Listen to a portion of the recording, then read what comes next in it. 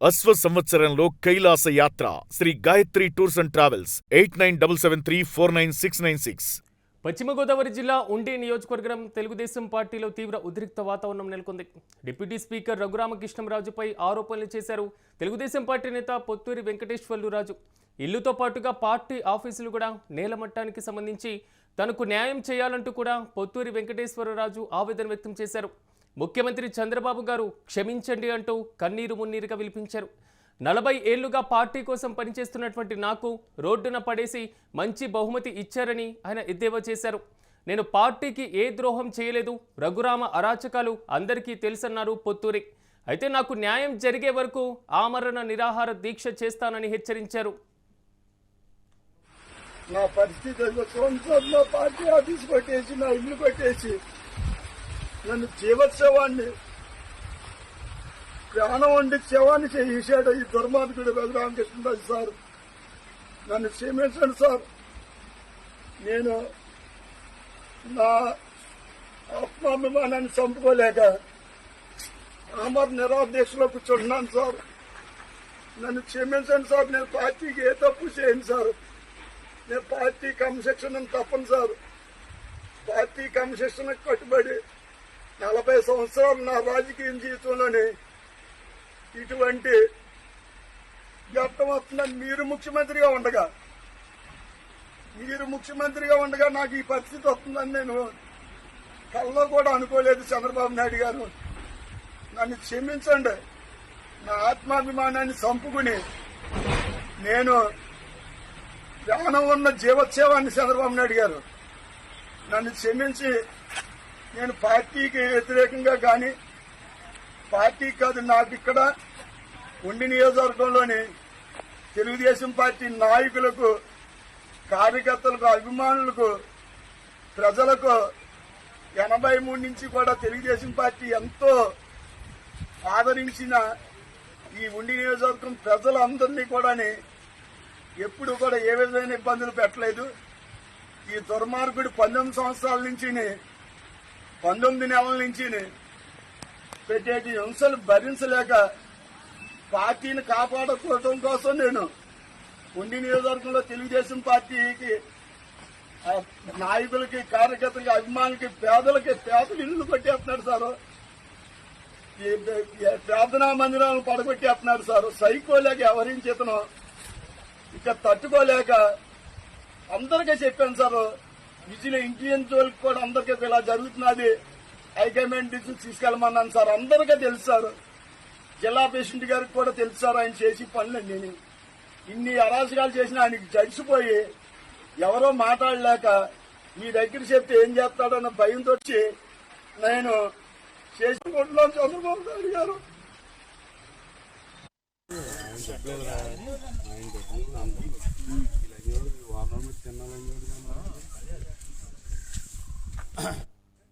ఇక ఇదే అంశానికి సంబంధించి మరింత సమాచారం మా ప్రతినిధి సాయిరామ్ అందిస్తారు. సాయిరామ్ చెప్పండి, మొత్తం మీద ఉండి నియోజకవర్గం టీడీపీలో అసలు ఏం జరుగుతుంది? సో పొత్తూరి కామెంట్స్ చూశారు, సో పూర్తి అప్డేట్స్ ఏంటి?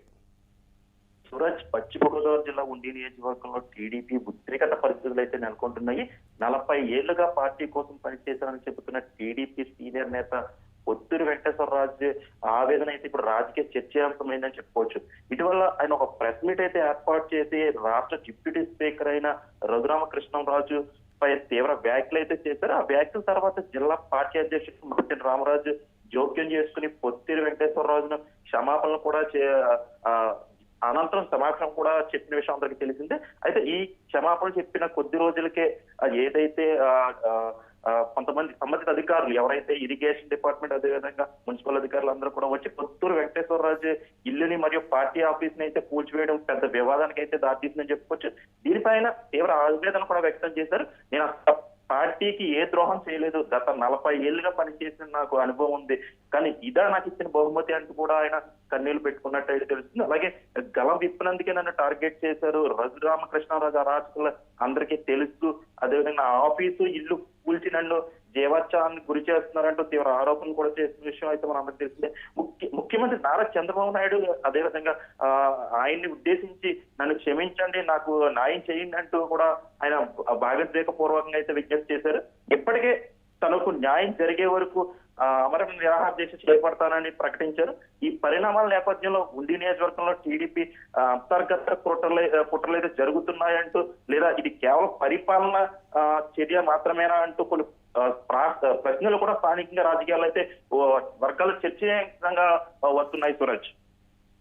సైరామ్ కొంతవరకు కూడా ఆయన జిల్లా తెలుగుదేశం పార్టీ క్యాడర్కి మొత్తం తెలుసు, జిల్లా టీడీపీ అధ్యక్షుడికి తెలుసు. సో సిబిఎన్ దగ్గరికి మాత్రమే ఈ అంశాన్ని తీసుకువెళ్ళాలి అనేటువంటి అంశం పదే పదే చెప్తున్నారు. కన్నీరు మున్నీరుగా కూడా పిలిపిస్తున్నటువంటి పరిస్థితి. అసలు దీని మీద త్రిబుల్ వర్గం కానివ్వండి, సో ఆయన ముందు నుంచి ఎప్పుడైనా స్పందించారా ఈ ఇష్యూ పైన?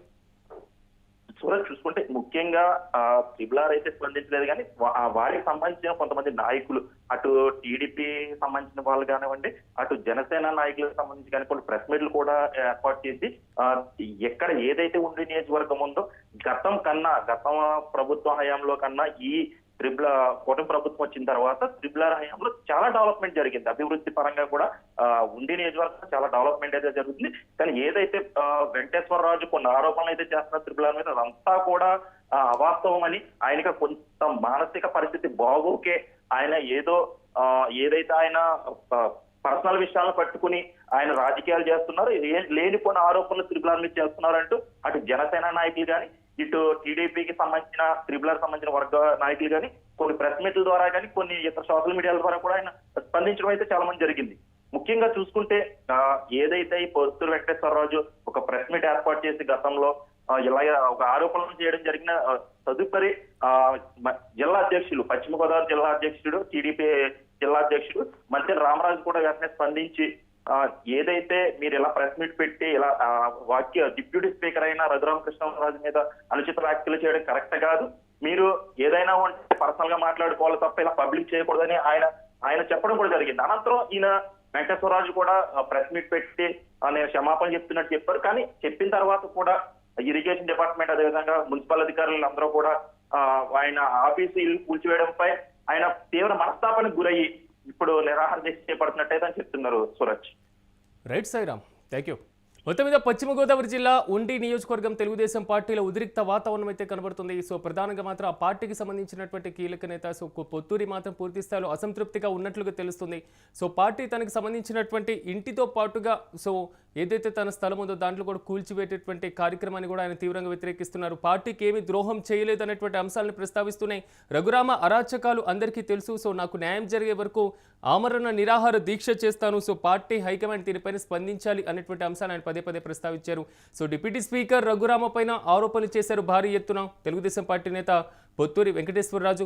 సో ఇంటితో పాటుగా పార్టీ ఆఫీసును కూడా నేలమట్టం చేయడం పైన అసంతృప్తి వ్యక్తం చేస్తున్నారు.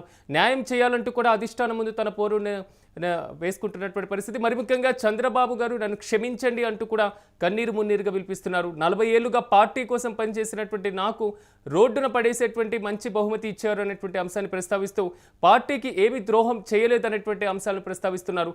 అయితే రఘురామకృష్ణంరాజు అరాచకాలు అందరికీ తెలుసునని, తనకు న్యాయం జరిగే వరకు ఆమరణ నిరాహార దీక్ష చేస్తానని హెచ్చరిస్తున్నారు.